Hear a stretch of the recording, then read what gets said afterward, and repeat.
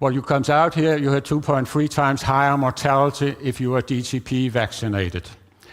And that is the most commonly used vaccine in the world. I went back to when we had introduced DTP in '84 in the rural areas of Guinea-Bissau. It was my team which was visiting the villages every 6 months, and we were weighing the children in terms of identify the malnourished children. You know, the malnutrition was really sort of the issue of our research agenda. That was what we had been paid to do. But we did provide the vaccine as sort of a service to the community, not really as a research project, but the data was there. We had registered who had been vaccinated, who had been absent, and who had been too sick to be vaccinated. So the unvaccinated children here are children who were traveling or were sick, and there were days where the fridge didn't work in the region, so we couldn't have any vaccines there.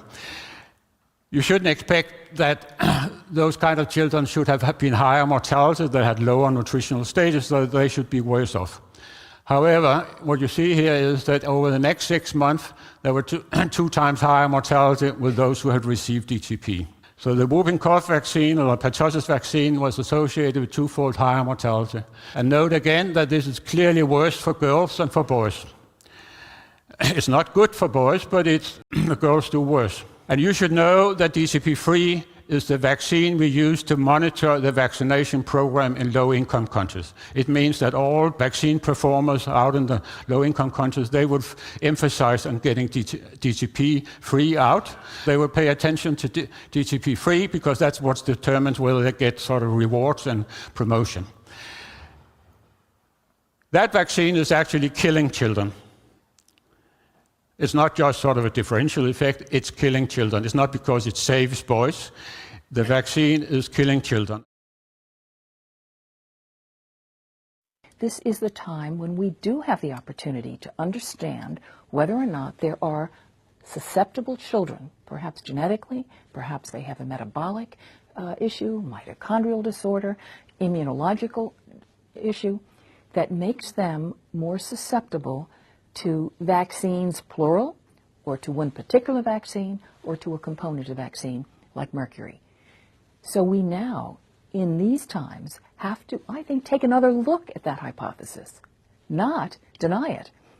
And I think we have the tools today that we didn't have 10 years ago, that we didn't have 20 years ago, to try and tease that out and find out if indeed there is that susceptible group. Do you feel the government was too quick to dismiss out of hand that there was this possibility of a link between vaccines and autism? I think the government or certain public health officials in the government have been too quick to dismiss the concerns of these families without studying the population that got sick. I haven't seen major studies that focus on 300 kids who got autistic symptoms within a period of a few weeks of a vaccine. I think that the public health officials have been too quick to dismiss the hypothesis as irrational without sufficient studies of causation.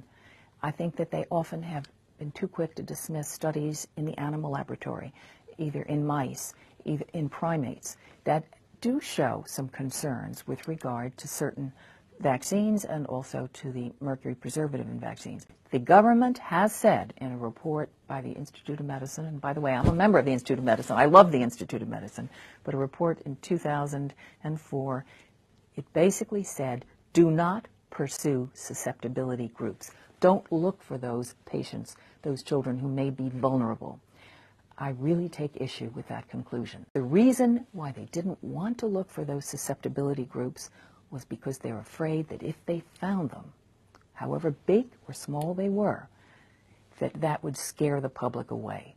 I don't think you should ever turn your back on any scientific hypothesis because you're afraid of what it might show. You're saying that public health officials have turned their back on a viable area of research, largely because they're afraid of what might be found. If you read the 2004 report and converse with a few of my colleagues who believe this still to be the case, there is a certain concern. I mean, there is a completely expressed concern that they don't want to pursue a hypothesis because that hypothesis could be damaging to the public health community at large by scaring people. I don't believe the truth ever scares people. And if it does have an edge to it, then that's the obligation of those who are delivering those facts to do it in a responsible way. So you don't terrify the public. One never should shy away from science. One should never shy away from getting causality information in a setting in which you can test it.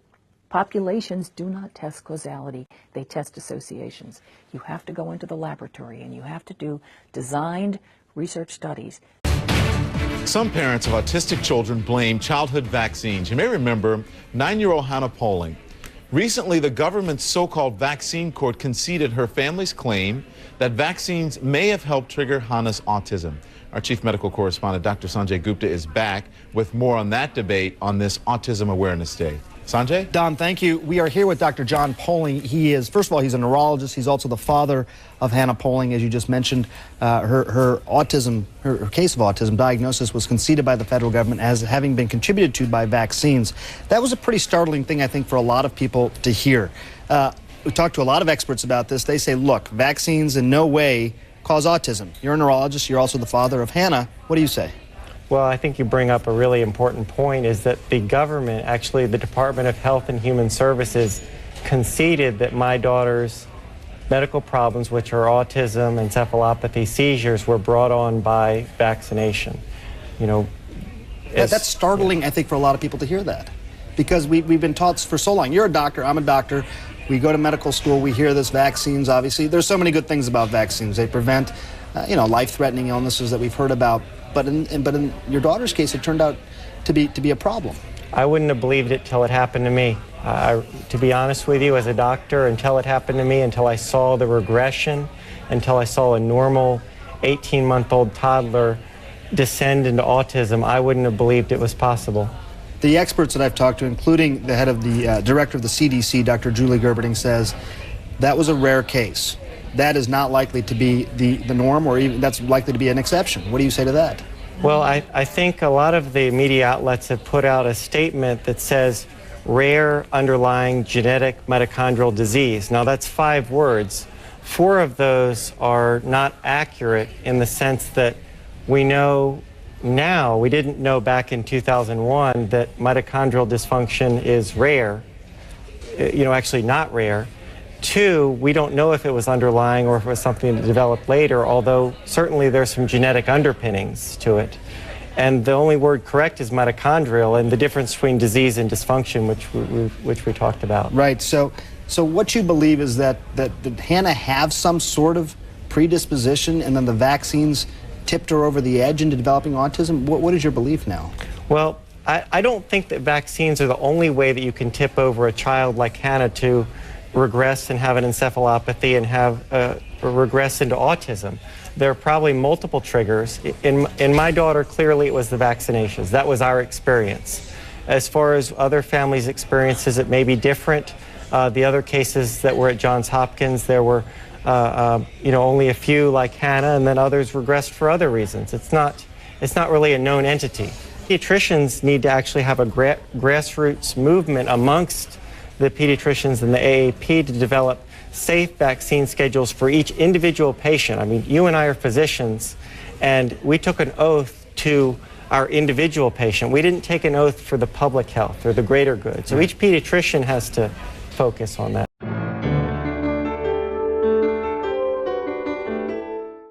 Hey everyone, welcome to Eye to Eye. Is there a link between childhood vaccines and autism? The CDC says no, but a new court case is raising some doubts about that. Cheryl Atkinson spoke to one congressman who's leading the call for more research into the safety of vaccines. One of the things that I've wondered about for years is why do most kids have absolutely no problem with their vaccinations, and why are all these parents of autistic kids saying my kid got the shot and then my kid deteriorated? Is there a correlation there? And specifically, do these children have some sort of underlying problem or feature of their metabolism that causes them to be predisposed to having this kind of a bad reaction? And that case really caught my attention because it could be kind of a missing piece of information to explain why at least some of these children who appear to have autism develop after their shots, why it may be happening. What does it say to you that the government has now affirmatively conceded a case in which autism was the result. Even though they're not saying vaccines caused autism, they're saying vaccines caused an illness in which one result was autism. The government has been telling the public for over a decade that there's absolutely no reason to be concerned about any link. Well, I have a lot of concerns about that. Obviously, the biggest one is just public health, the welfare of our children. Our most precious commodity, our most precious possession is our children because they are our future. But we had Secretary Leavitt of HHS in front of the committee, and I said to him and the chairman of the committee, Mr. Obey, that there are some huge issues associated with this. Obviously, one of them is we need to maintain public confidence in our vaccine program. These vaccines prevent very serious, devastating illness, and we're not doing enough research.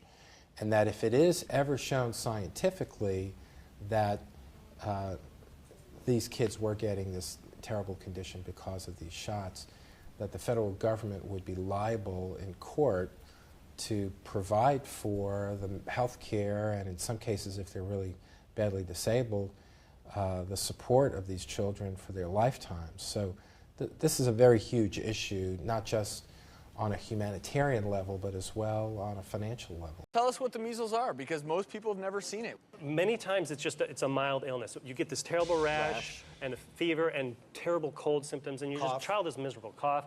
But in some kids, it can be much, much more severe than that and fatal. That's a great point. We do have a guest. Barbara Lowe-Fisher is here from the National Vaccine Information Center. I want you to give us your opinion. Is this measles outbreak something that you look at and think, well, whoa, we need to be careful here about the message we're sending to moms? Because if they don't vaccinate, we could have a measles outbreak, and it could become an epidemic where, like years ago, 4 million people are getting the measles. Well, I mean, I have to come from the perspective of a parent who has a vaccine-injured child.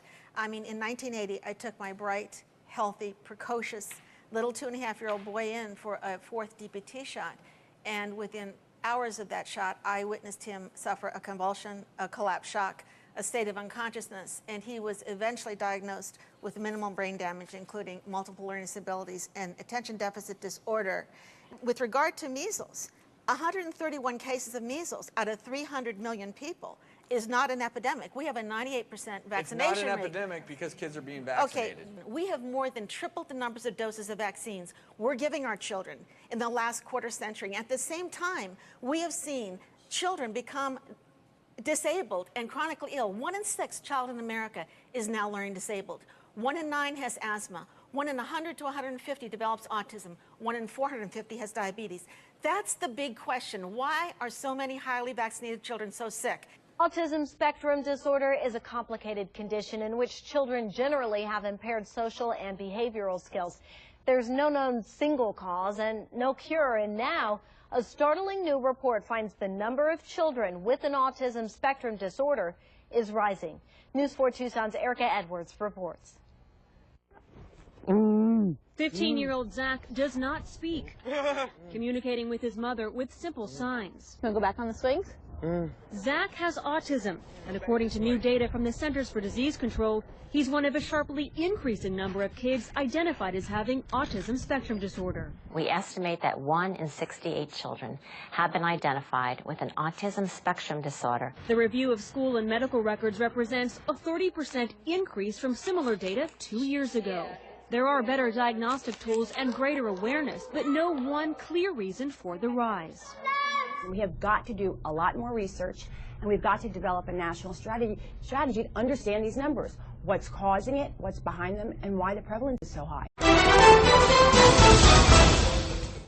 Yesterday, was World Autism Awareness Day. You both must be encouraged by all that's happened in this subject since you literally started it. Yeah, you know, we've come a long way within the community. When I first had Evan diagnosed with autism, there wasn't much of anything. I had to find out about biomedical treatment on the internet after I typed in autism on Google. And out 3 years later now, there's 3 books and many thousands of children getting better because of biomedical treatment. Jenny brought so much focus to this problem. And kind of that's why I'm here, is I want to bring as much focus as we can to this problem. You married autism.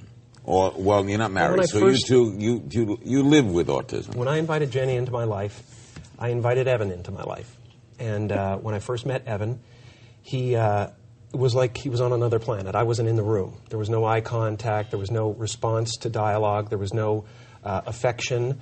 And over time, I witnessed Jenny pull Evan through the window of unconsciousness and isolation into our world, where he is now a fully functioning person who can communicate, who can connect, and this is through biomedical treatments, GFCF diet, and the therapies that she's talking about. So I believe that autism, in my heart, is preventable and treatable. Fully functional. He's completely recovered, Larry, completely recovered. And he's not the only one. There are thousands in this community that are getting better. Why did you go so publicly? I mean, you had an autistic child. He got better. So why are you here? I could have, hid and not said anything, and Evan would have blended into society. I made a pact with God, though. The day Evan became diagnosed with autism, I said, if you show me the way, God, and show me how to heal my boy, I will continue to teach the world how I did it. And within 1 year of that kind of conversation with God, Evan was undiagnosed from autism. But it's still shocking to see how many people are ignoring this information. The AAP, by the way, has still yet to... What's that? The American Academy of Pediatrics, I begged and have sat down with and said, why are you not sitting down with our doctors and our scientists who are treating and recovering children with autism? And they refuse to this day to sit down. I think if there was any possibility that a child was being helped, that someone would listen, someone would take a look. And the fact is, they're not even considering the information. They're not only not considering, they're discouraging it. But you've had a major effect. Big story in the LA Times last week. Number of kids not being vaccinated in public schools in Los Angeles. However, at the same time, a doctor friend told me today, mumps are up and measles are up. We're not saying don't vaccinate. That's the thing we want to get really clear right now. Let's make it clear. This is the thing. There's a lot of misdirection going on. We hear the Campbell Browns and people like this that are saying, you can't not vaccinate. No one has ever suggested not vaccinate. Go back to the 1989 schedule when shots were only 10 and the MMR was on that list. I don't know what happened in 1990. There was no plague that was killing children that we had to triple the amount of vaccines. What happened after 1989? The why did they that warranted 26 more vaccines? Greed. Are all of them absolutely necessary? Because they want to make money. Of course. Okay. What are you saying? Okay, you're not saying don't use vaccines. I'm saying, what are you saying? This is what I'm saying. First of all, autism is treatable and preventable. Also, I've seen this. The vaccine schedule is too bloated right now. 36 shots right now. Back in 1989, the shot schedule was 10 shots given. 10 shots given. When I was a kid, what did we get? 3? It's twice as many as anywhere else in 30 countries in the Western world. But we give twice as many shots as any of those countries. Why is that? If it's not if it's vaccination and you're not against vaccination, well, what are you against? Don't vaccinate for this, but vaccinate for that? Yes. I think we have to choose which well, ones how are do absolutely I know which necessary. One? You should educate yourself. We want to empower parents to educate themselves. Do we need to have the chickenpox? Do we need the hepatitis B shot on the second day of life? I don't think we can afford to assume that the people who are charged with our public health any longer have our best interests at heart all the time. Parents have to make their own decisions, educated decisions. They have to look at the information. Space out the vaccines. Delay them till after 1. Clean out the toxins that are in them. We don't need that many. A legal victory for medical professionals who say childhood vaccines do not cause autism. A special federal court ruled Thursday that those inoculations are not to blame for neurological disorders, confirming what some doctors say they've known all along. The court concluded the weight of scientific research and authority was simply more persuasive on nearly every point in contention. That decision was a blow to families who filed more than 5,000 claims with the U.S. Court of Claims, alleging vaccines caused learning disabilities and other complications for their children. To win, they had to show it was more likely than not that the autism symptoms were directly related to the measles, mumps, rubella shots they received. This is an open question. It must remain so until the scientific studies have been done and conclusively have found either way. Dr. Hotez says his teenage daughter is autistic, but he says he's satisfied with the clinical research and animal testing that's already been done. And what's quite clear is that autism is a genetic condition. It's a genetic disorder. And that goes along with the fact that there are major structural changes in the brain, and this is not something that vaccines are capable of doing. Indeed, it's not something that's any toxin or a toxin would be able to do. 1 out of every 45 children in the Garden State has some form of autism. Dr. Walter Zaharodny analyzed the numbers for the CDC's report. Not only did we have the highest prevalence of autism, but that the prevalence trend, as has been growing in the last decade, hasn't peaked yet. Boys are 5 times more likely than girls to have autism in New Jersey. 1 in 28 boys are autistic compared to 1 in 133 girls. Over 3% of boys in New Jersey are autistic. And it's actually increased, so whatever's at play seems to affect the boys even more so than it did a decade ago. Why? Researchers can't say for sure. He's just sits there, or spins around, and he's just not communicating at all, like a zombie. Look at me.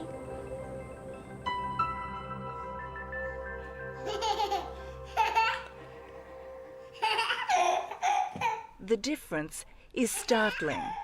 Fleur and Grant Hume say this home video of their son shows a bubbly toddler developing normally. Oh, he was just the most interactive little boy. He was so playful. Yeah, he was always just running around, running up to you, hugging you. And we thought he was actually developing early because his speech really started coming on really quickly. And we thought, oh yeah, we've got a genius on our hands. Touch tummy. Just after his first birthday, Indiana changed, withdrawing completely. It's pretty heart-wrenching as a parent to see that. You know, you look at your child and you think, where's my little happy boy gone? You know, where's he gone? So what happened? Within 2 weeks of the MMR injection, he had such a profound change of his personality. And language loss. His speech really dropped off. Yeah. Look at me. Indiana is not alone. If you believe the MMR vaccine contributed to cause your child's autism, please stand up and raise your hand. There are thousands of parents who are all saying the same thing, that the triple antigen, MMR, is to blame for their children's autism. In 1995, 96, I started getting calls from parents who said my child was developing perfectly normally, and then they had their MMR vaccine in many cases, and then they just disappeared. British gastroenterologist Dr. Andrew Wakefield believes he's found a link between the vaccine and autism. 3 years ago, he published his findings in the British medical journal The Lancet after studying 12 children whose parents saw a severe reaction following the routine inoculation. These parents were not anti-vaccine. They'd taken their children along to be vaccinated. They were like you and me. They were highly articulate, professional individuals, many of them, who had merely followed the rules but had observed these dramatic changes in their children. The devil is always in the details, and one of the problems with vaccines is they've been so great that people overly generalize about them as if they're only great. We looked at other first world countries. We're 34th in under 5 mortality behind such luminaries as Cuba and Slovenia. However, we have 36 vaccines. The top 5, which include countries like Finland, Norway, Iceland, average 11 and 13 vaccines. From 1994, we added 8 vaccines to our schedule. There are vaccines like flu, rotavirus, varicella that have only been picked up by 2 or 3 of the other 30 countries. So what do they know that we don't? Why aren't they picking up vaccines that have been around for 15 years?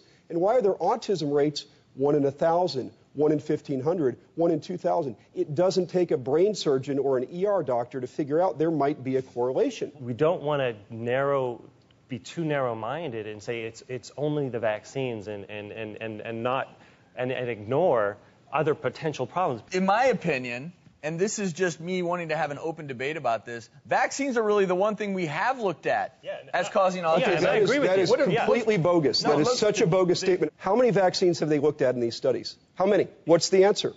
It's 2. How many ingredients have they studied of 35? What's the answer? It's 1.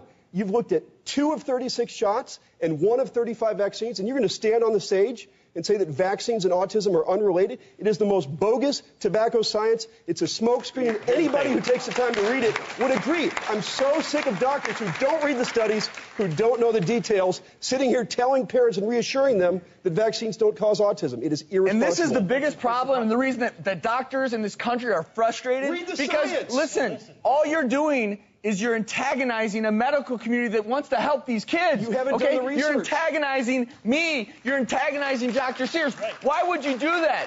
This isn't a lawsuit that actually involves vaccines and autism. Dr. Edwards was brought in as the vaccinologist, the expert on the question of whether or not this particular child ended up with vaccines from autism. Okay? And here is my exchange with her when I deposed her on this precise question. According to your profile, you have done most of the pivotal trials relied upon to license many of the vaccines, correct, on the market? Yes, sir. Okay. So you're highly experienced at conducting clinical trials, correct? I'm highly experienced conducting clinical trials. Okay. And you're familiar with many of the clinical trials that relied upon to license many of the vaccines currently on the market, correct? I am. Now, in the expert disclosures for this case, it asserts that, among other things, you will testify that, quote, the issue of whether vaccines cause autism has been thoroughly researched and rejected, end quote. It's your testimony that MMR vaccine cannot cause autism. That's correct. It's your testimony that Hep B vaccine cannot cause autism. That's correct. It's your testimony that IPOL cannot cause autism. Yes. It's your testimony that HIV vaccine cannot cause autism. Yes. It's your testimony that varicella vaccine cannot cause autism. Yes. It's your testimony that Prevnar vaccine cannot cause autism. Yes. And it's your testimony that DTaP vaccine cannot cause autism. Yes. And do you have a study that supports that DTaP doesn't cause autism? I do not have a study that DTaP causes autism. So I don't have either.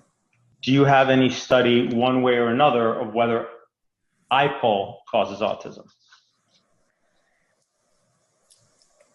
No, I do not, sir. Do you have any study one way or another of whether NGRX B causes autism? I do not have any evidence that it causes autism, nor that it does not. And what about HIV titers vaccine? Any evidence one way or another of whether it causes autism? No. And what about Prevnar vaccine? Any evidence one way or another? No, sir.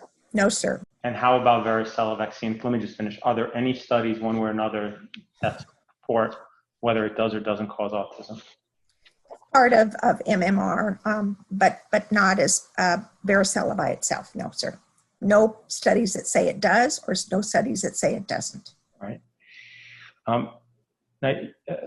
There have been studies that have found an association between hepatitis B vaccine and autism, correct?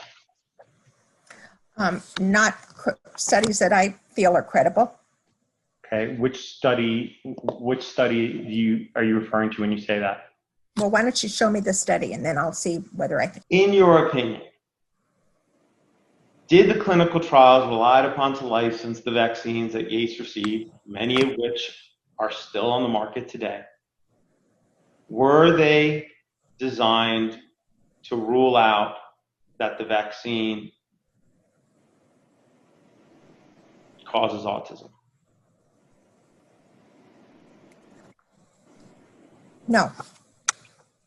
You've badgered me into answering the question the way you want me to, but I think that that's probably the answer. Is that your accurate and truthful testimony?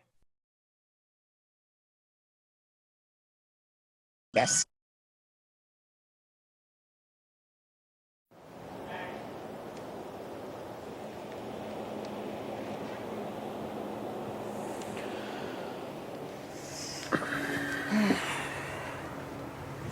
Measles kid died, huh? What about that lymphoma guy? Cleo admitted him. Hey, you okay?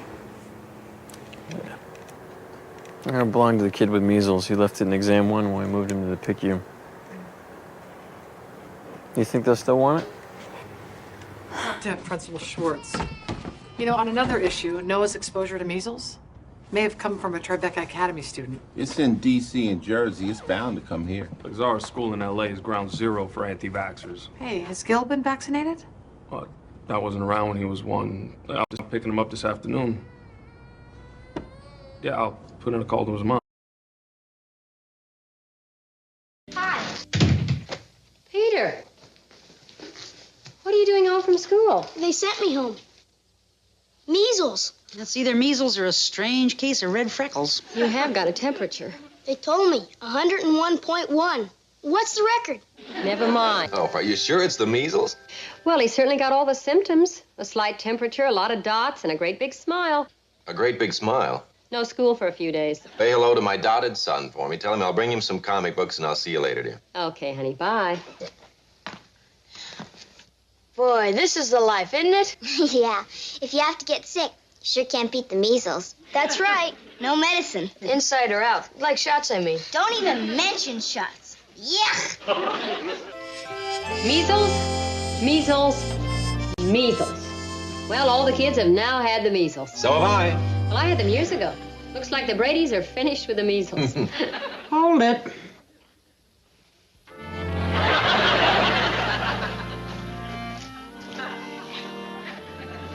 You're not through yet. Alice, don't tell me you're coming down with the measles. Oh, I hope so. I'd hate to think I was just learning how to blush at my age.